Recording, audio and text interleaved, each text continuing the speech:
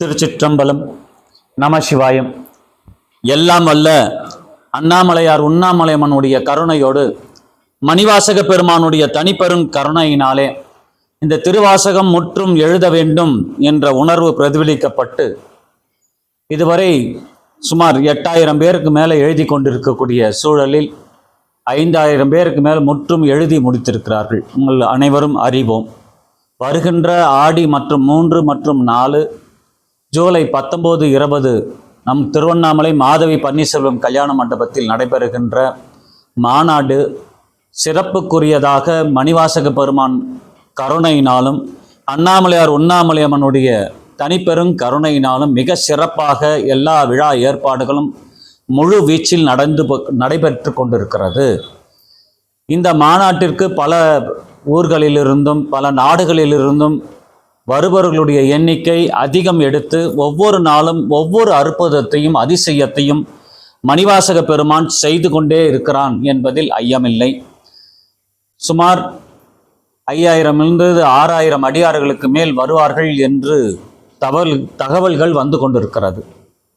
இங்கே இருக்கக்கூடியதெல்லாம் புதுக்கோட்டை ஆவுடையார் கோயிலில் இருந்து வந்தக்கூடிய முற்றும் எழுதிய திருவாசகம் இங்கே வந்து சேர்ந்திருக்கிறது.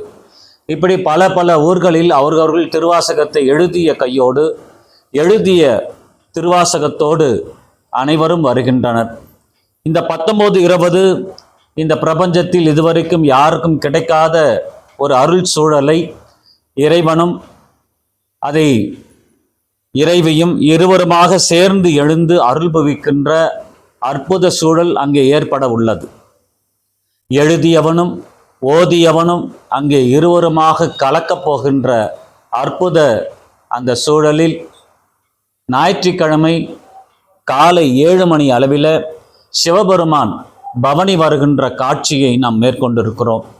அந்த காட்சி அற்புதமான ஒரு காட்சியை காணத்தான் பக்தர்களும் அடியார்களும் தேவலோகத்தில் இருக்கக்கூடிய தேவாதி தேவர்களும் மற்றும் தேவலோகத்தில் இருக்கக்கூடியவர்கள், பிரம்மலோகத்தில் இருக்கக்கூடியவர்கள், வைலோகத்தில் இருக்கக்கூடியவர்கள், கைலாயத்தில் இருக்கக்கூடியவர்கள் என்று சிவகணங்கள் நின்று அத்தனை பேரும் ஒன்று கூடிய சூழல் அங்கே உருவாக்கப்படுகிறது. இதெல்லாம் விழாவினுடைய ஏற்பாடாக உங்களுக்கு அறிவிக்கப்படுகிறது.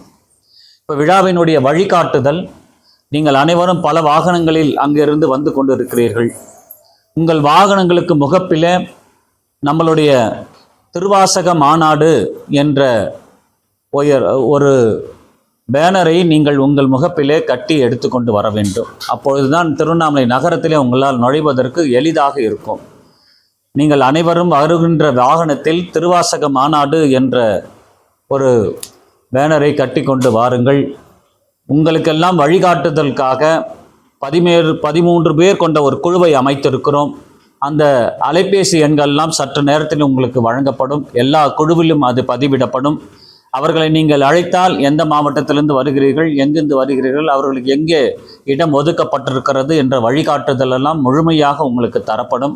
அதன் அடிப்படையில் நீங்கள் எல்லாம் அவர்கள் இடத்திலே தங்கிவிட்டு யார் எந்த நேரத்தில் எப்பொழுது வெள்ளிக்கிழமையோ சனிக்கிழமையோ எப்பொழுது எங்கே வந்து நீங்கள் அனைவரும் கூடினாலும் நாம் அனைவரும் கூடுகின்ற இடம் மாதவி பன்னீர்செல்வம் கல்யாண மண்டபம், திருவண்ணாமலையில் தன்றாம்பட்டு ரோடில் அமைந்திருக்கக்கூடிய அந்த மண்டபத்தில் தான் நாம் அனைவரும் கூட போகின்றோம்.